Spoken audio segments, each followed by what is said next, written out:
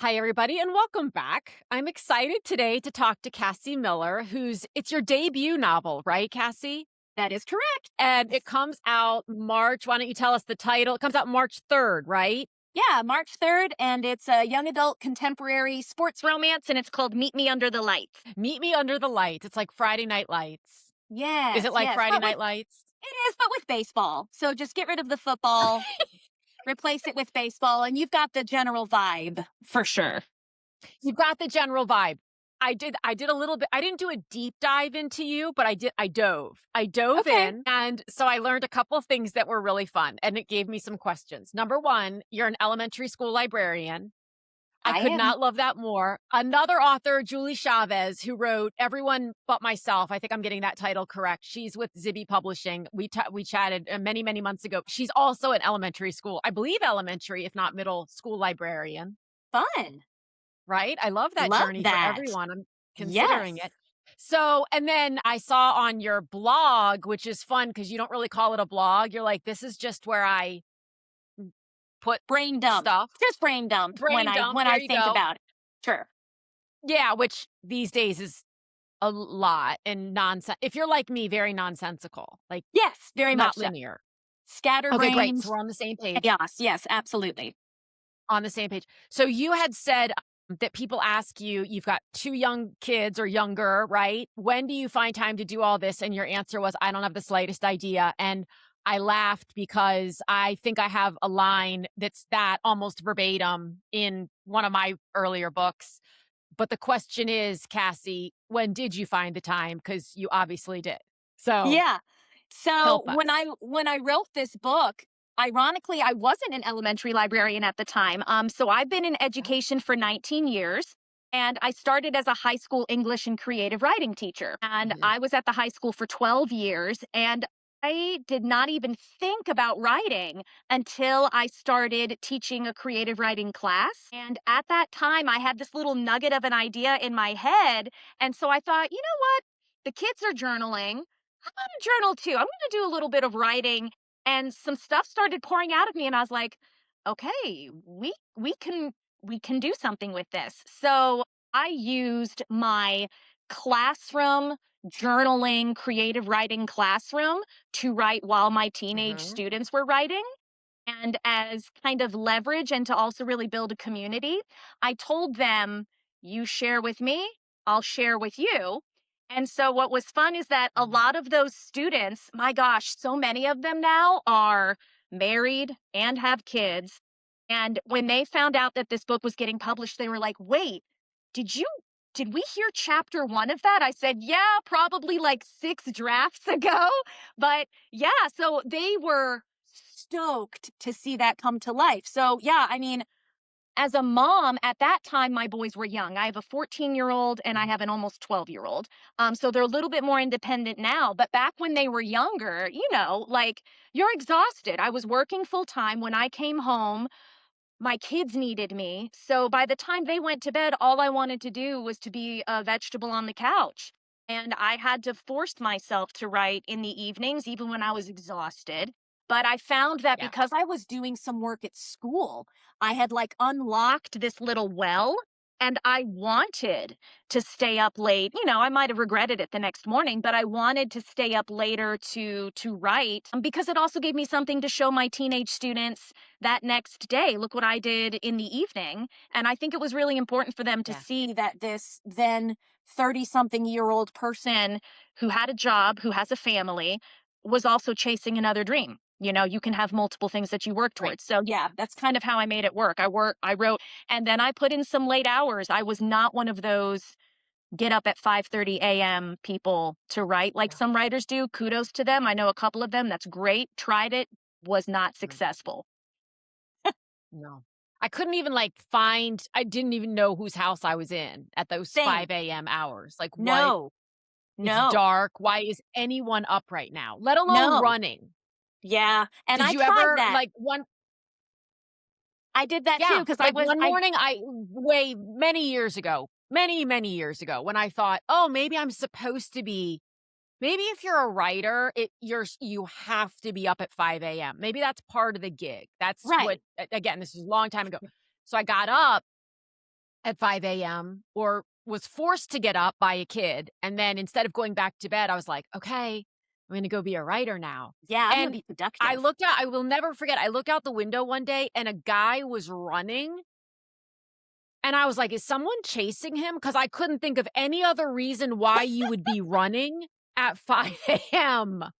Yeah. I actually tried running because I did a couple half marathons a few years ago and I didn't mind it. It was actually easier for me to run than it was for me to write. I don't really Right? know why. Maybe I imagined someone was chasing me. In the dark, it is pretty creepy, not gonna lie. So you could build up a lot of scary things in your head. So that might have been Yeah. it, you know. But yeah, writing, I literally, I was, I remember I would come down here to my cave, as I call it, and I would sit down and I Mhm. had coffee and I had a banana and I was just staring at a screen like, what now? And then no, didn't What work. is that? Right. What is this? No, Yeah. it doesn't work for me either. I like you, and people, my gosh, I've talked to enough people at this point. There's every schedule in the book, including my Sure. schedule is I have no schedule. Right? Yes. That's mine. I have Yes. no rhyme. There's no rhyme or reason. Some days I'll write for 2 hours. Some days I'll write for 2 minutes. Right. Sometimes I don't write for 3 months at a time. Like Yes. there's right. Like okay, so at the risk of departing from this topic for a minute, I have a feeling because the book is published by Penguin, right? Or Yeah. by Viking, which is a division of Penn. Oh, Yeah. okay. There's so much curiosity right now within my audience, and I think within the industry in general about how does this traditional thing even work today for people who decide, at least initially, I want to pursue this. So, what was your experience in terms of a deciding I want to pursue traditional either first or period, like there's Okay. no other option perhaps, or and secondarily, what was your journey like with that from going from querying to getting an offer and et cetera? So for me, it was kind of a no brainer. Self publishing was not even something that I ever considered and gave time Okay. to for multiple reasons. One, I am a teacher married to a teacher. So I'm not going to pretend that we have a lot of money because we don't. And even though I have a degree in English and I feel like I'm pretty good when it comes to editing, I wanted Mhm. a professional to look at my work. And yes, I could have hired a private editor, and I know friends that do that, and that's great for them. And I have a couple of self published friends that do beautifully well. They have a strong social media presence.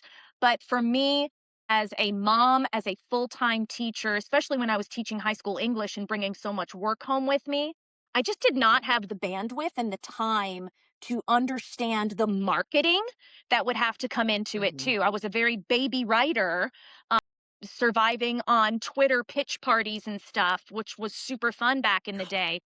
Loved like that's how I really met my tribe, and it was really cool because Yeah. so many of them jumped it a little bit faster than I did, but it was still really cool to see that because I kept thinking if they can do it, I can do it. It was never a woe is me, when is it going to be my turn? It was always it's going to happen for me.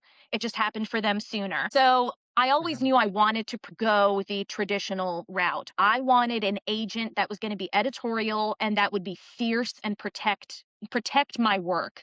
And so the querying process, it was long. I'm not going to lie. I wrote a post-apocalyptic story that was absolutely riddled with plot holes, but it was the first book I wrote. I sent it Yeah. out without even having critique partners and beta readers, and I had some very nice rejections, which looking back on it, that was very considerate of them because I'm sure it was a train wreck that they just couldn't take their eyes off of in the That worst wasn't way. this book. That book That is was a very that was deep in the vault. No, not this book. Not this book at okay, all. deep My in the vault. baseball Okay, story is yes. not post-apocalyptic. There's drama, but Right. not in the end of the world sense. But anywho, I really did have to write the wrong books first before I wrote the right Mhm. one. And when I finally felt like I wrote the right one, I was like, okay, we're going to try querying again. And this was again right around the time that I had an advanced creative writing class. So I showed them my query letter. I made them write query letters as well, kind of practice Yep. pitches. Yeah, I just kind of sent it out to as many agents as possible, but I was a bit more conservative this time around and really went to that manuscript wish list. I followed more of them on social media. I saw and kind of did more homework about who are they representing, what is trending right now. I formed a Mhm. stronger relationship with the librarian in my high school to see what she was seeing from a librarian perspective, what was being circulated off of off of the desk, so to speak. But yeah, it took a couple of years to find Anne Rose, who is my current and hopefully forever agent. But Anne and Ah, I then spent some time tweaking that baseball romance, and we sent it out. We got some yeses that turned into nos. And then eventually, mhm, Elizabeth, we got an R&R from an mhm. editor that I have admired for years. I had read some of the stuff that her other clients have written, and so when I got that R&R, I was like, "Yes." And I didn't even read her notes yet, and in my gut, I was like, "Oh, I want to work with her." And when I looked at her notes, they were so insightful. She was the first person to pitch my book as the Notebook, but with baseball. And I thought, So I okay. I wanna talk "Yes. about that because that's so for people listening who maybe don't know, R&R is review and revise, Yes.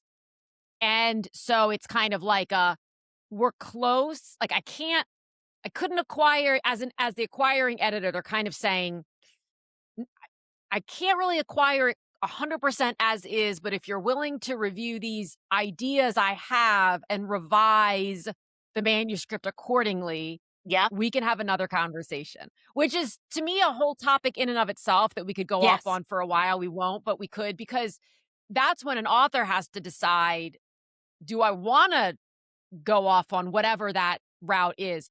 But the notebook comp is fascinating to me. And in a great way, I think I'm often looking for opportunities to show that you can do things differently, and this might be one of them. The Notebook, it is a YA, but it's not. So it kind Yes. of makes me right? Like, it kind of makes Yes. me think, would kids especially today, by the way, would YA readers even know what the Notebook is? No, not unless their parents who are my age are showing them. Yes. And I've seen a lot of fun videos where it's like indoctrinating my child with A Walk to Remember and The Notebook and all of Nicholas Sparks's romances that aren't really romance because they end in tragedy, but we still market them Right. as romance, Nicholas Sparks. So yeah, when she had said that, I think her intent was that the class differences, but the wealth and the poverty, so to speak. And I had not Okay. even considered that. And when she said that, I went, oh my gosh, yes. I need to get rid of these subplots and I could do this. Mhm. And an R&R too is an excellent, and I told my students this, it's not a no, it's a challenge. It's an opportunity for that acquiring editor to see what you're made of. How good are you at editing? And Yeah. I love editing. And I think that's why I was in the high school classroom for so long. I was the teacher that gave copious notes and my students appreciated that. And likewise, I love those kinds of notes from my agent and my editor. I don't take it as a step down. For me, it's a challenge and Mhm. I love it. So the R&R was a no-brainer, but long story short, Elizabeth, we did the R&R. We sent it to her in February of 2020 and then everything shut down. And we had radio silence for years because this particular editor Ugh. went out on maternity leave. And so we kind of were like, what do we do? I wrote another project. We put that out on sub. It's still on submission. And then when my heart was actually kind of like, well, maybe it's just not meant to be, suddenly she responded and said, I want to talk to you Yeah. about this. And yeah, so it took over 4 years between the process from querying, I mean, probably 6 years from querying to revising with my agent to sending it out to completing the R&R and to waiting for the yes. I mean, it was a good 6 years for sure. So Long journey. And, I think the idea of R&R, it lives in the indie publishing space as well Mhm. because it's not necessarily called that. It's more of a traditional industry level term, but when an indie author is working with an editor who they've hired and there are these suggestions that are made, it's layered because on the traditional side, to your point, it is the editor sort of, I don't wanna say testing, it's sort of seeing, like, how amenable is this author to Yes. working Yes. with me? And the answer, if the author says, "I'm not amenable," that's not necessarily a bad thing. The editor needs to know him or herself well enough to know, I want an au to work with an author who's willing to make this a little bit collaborative because Right. I, as the editor, know the market and I'm trying to create a book that will sell. Yes. There is that business side of Mhm. traditional publishing that is sort of the cornerstone of that model, is it Yep. is a business. So, as much as agents and editors want to take on projects that they're passionate about and work with authors whom they really enjoy and have fun conversations with, they also need to have a belief that this thing is gonna sell, Yes. And the marketing package that right? can back it up. And they need to, and one thing I've learned, and Dana, my editor, and I have talked about this multiple times, it really is just the timing of it.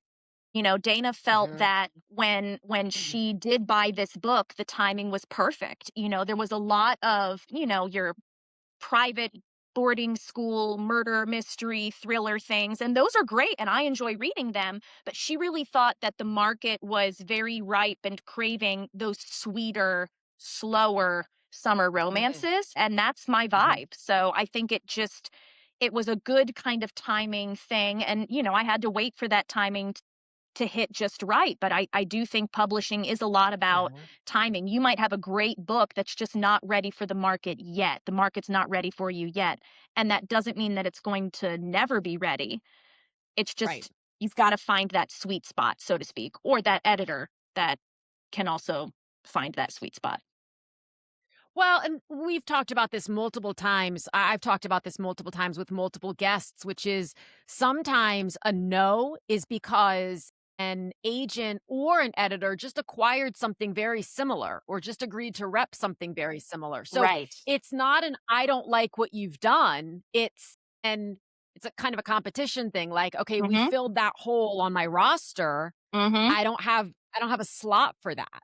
Yep. You mentioned marketing, and I love, love, love talking to traditional authors about what they expected versus what actually happened when it came to their publisher doing the marketing because I don't know, I have not yet heard, I should say, of a traditionally published author who isn't, say, Colleen Hoover or Emily Henry, having the ability to dictate to their publisher, I want you to do this level of advertising, or just knowing that they're going to because the assumption is that the book is gonna sell. Right. So what's been your experience with that in terms of how much you're having to put in on the marketing versus what they're doing, and how well did you feel your expectations were set with that? So I would say Penguin Teen is the group that does the marketing for me, and Penguin Teen is a force to be reckoned with. I had followed them on socials for a while, but I did not know the powerhouse of Penguin Mm, Teen until my book sold and they took over that marketing for me. So they have exceeded my expectations. And what happens is when I'm getting ready to celebrate something like, I was picked as an Indies Introduce for winter and spring. That was a big honor. And I thought that I would, create my own socials for it, and that was mhm, fine. And then Penguin created some as well. So to me, it's been very much we've both kind of participated. I don't want to say equally, but Penguin has really done a lot of great stuff with not only making the visuals for me where I can post and tag them on their behalf. But they've also done a great job of just kind of putting my book out there, getting it out to young readers. I love getting tagged, especially by teen readers who receive book Yeah. packages, and mine's in one of there was a package that Penguin did of like Summer of Love or something. And it was my book and a couple others that were all themed around summer romances. And it was so cute. They had a Summer I Turned Mhm. Pretty, like Teen Comrade, teen Mhm. Conrad and Jeremiah thing. And I just thought, oh my gosh, that's so amazing. So Penguin's been great about creating content for me to use, but also about letting me do my own thing as well and boosting what I have posted if I tag them, which I appreciate, because I'm a writer in Oh, Southwest that's yeah. Virginia, So Well, Penguin's been and great. and I almost feel like the key, if you will, is if you're traditionally published to have almost no expectations of your publisher when it comes to marketing, because then everything they do you see as helpful, as Yeah. opposed to going into it and thinking, the reason I went with traditional publishing is because they're gonna roll out the red carpet and send me on a 40-city tour, flying first class, and they're gonna make sure that all the rooms are full and all of this, which really doesn't happen anymore, and if it does happen, it's because the author himself or herself has amassed that level of but lots of times the readers don't even know who the author is published by. They Right. just have fallen in love with the author and the book or books over it's Right. usually plural. Yes.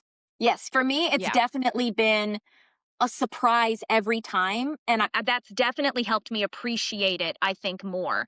And one thing that is fun that I don't know that is the same for every author or every imprint is I did have a say in the cover design, which was great because I have a lot of Oh! friends who were traditionally published who did not have a say in their cover design. But my editor and I went back and forth, and I was like, in my mind, I want my main characters front and center. I would love them to be on a baseball field. I want the lights because it is under the lights. Mhm. And, I had said ideally I would like kind of a sunset. And then they kind of rolled with it. I saw preliminary sketches in black and white. I gave feedback, my agent gave feedback, and my editor gave feedback. And what was great was we were all on the same page. We were like, can we move this Oh. here and move that there? I don't think Mhm. that's the case often, but it was a nice surprise to have a say in my cover, because it really is a beautiful cover. I just love it so. Yeah. Well, and you hear it go both I hear it go both ways. So, Mhm. sometimes there is collaboration, which is amazing. I hear Mhm. that more with the smaller traditional houses than the big 5, but I've Yeah. still heard it with the big 5. And then, in other cases, I've heard, "I lost my title, I lost my cover, I lost everything. I lost all the Yeah. battle. I lost the whole war," Yeah. basically.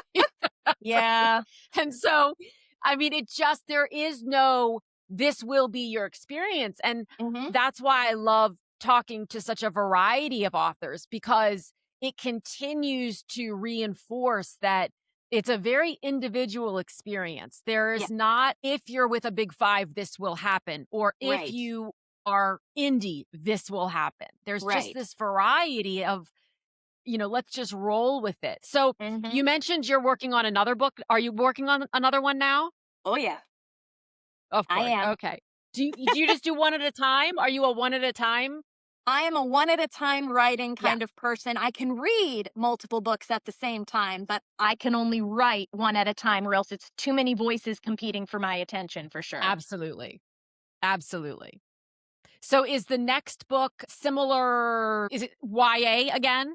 Yes. So my Okay. next book will be another YA contemporary romance. And there's some movement behind the scenes, so I can't share too much, but I can tell you that it is going to be a holiday romance, which makes me very excited.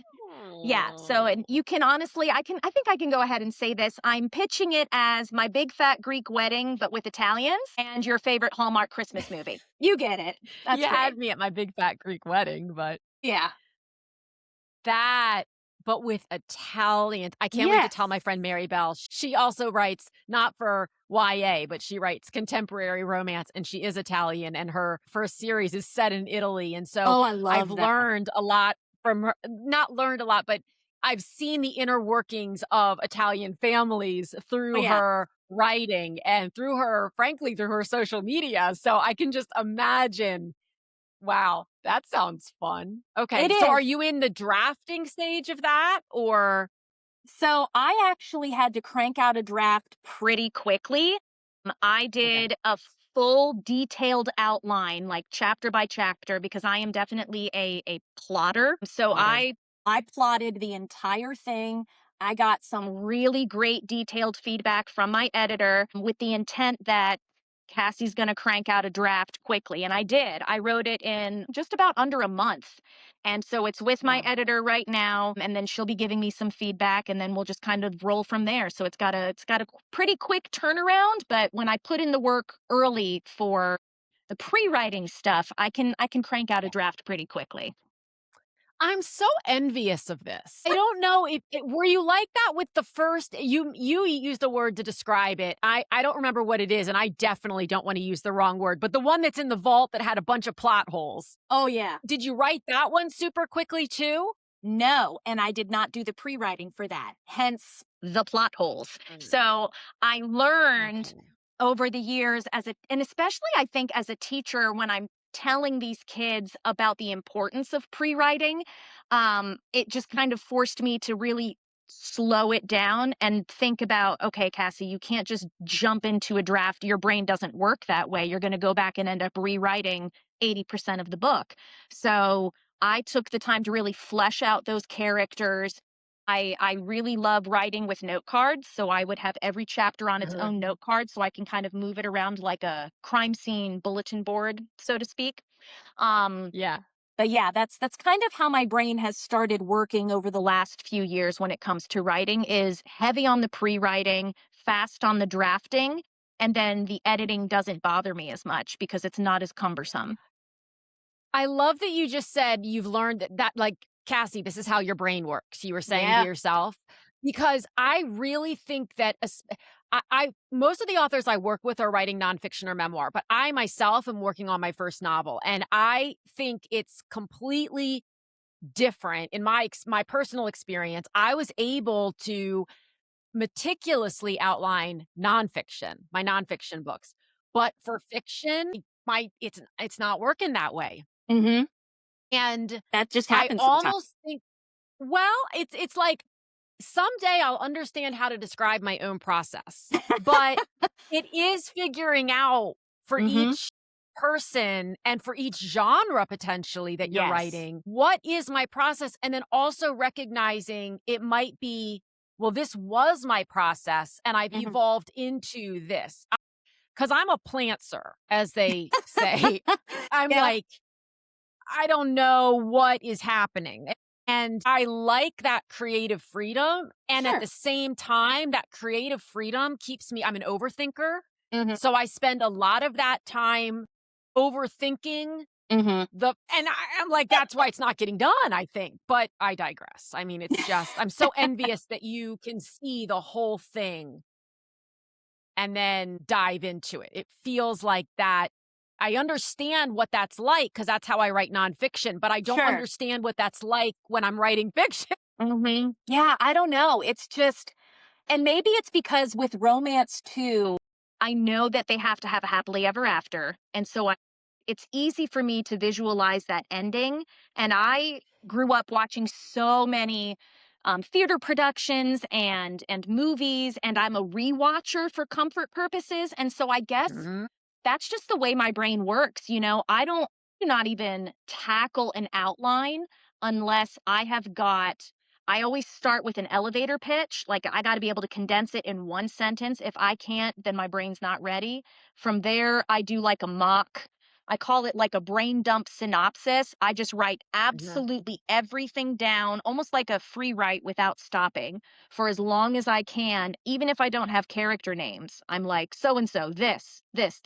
And I just write and write and write and write and write until I run out of something. And then from there, it just, if I feel like I've got something, I'll start thinking about the outline and the characters. But yeah. Imagine like tall man with a mustache Yes, goes into the yes, grocery store. yes. they are here with this person who comes in. We don't, and in the side, we don't like her. You'll find out later. Like those kinds of things for sure. I would have see again, my imagination goes wild. I can spend more time picking fonts for things than Fair. actually figuring out what I want the font, what the words are going to be that I'm going to apply the font to. So Hmm. I would create the most outrageously detailed characters and then go, so why are they here?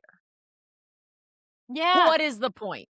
But then even it's the opposite with me too. I've found, and my agent's kind of been like, Cassie, what do they look like? And I'm like, oh yeah, I didn't put that on Right. there because in my head I can see them and then I just forget to put that Hmm. because I'm thinking about the plot and not so much the character. So I think, Well, and it just yeah. also in your brain, this happens all the time because you can see them in your mind's eye. You sort of forget that other people can't. Exactly. Like you're Yes. seeing them on the TV screen and then you're Yes. like, "What? Just look at the Yep. screen. Why don't you see them?" But they Yep. don't have a screen. Yeah. Yep. But you know what? I think it's important to note that even with what you were saying about taking time to pick a font or something, I do think that's a necessary part of the creative process. Like, I spend a stupid amount of time making playlists for my books before I start writing. I get on Spotify and I have scenes in my head. And I'm like, Taylor Yeah. Swift needs to be here. Benson Boone needs to be here. I want some Fleetwood Mac Benson here. Boone. And I make my playlist and I will listen to that on loop because it literally helps me think of those scenes. And to me, that's writing. Me thinking about it and dreaming up those scenes, that's just another part of that. And I hate it A when people are hundred like, percent. I only worked on my mood board. That's writing. You are That's literally still writing. Yes. creating that.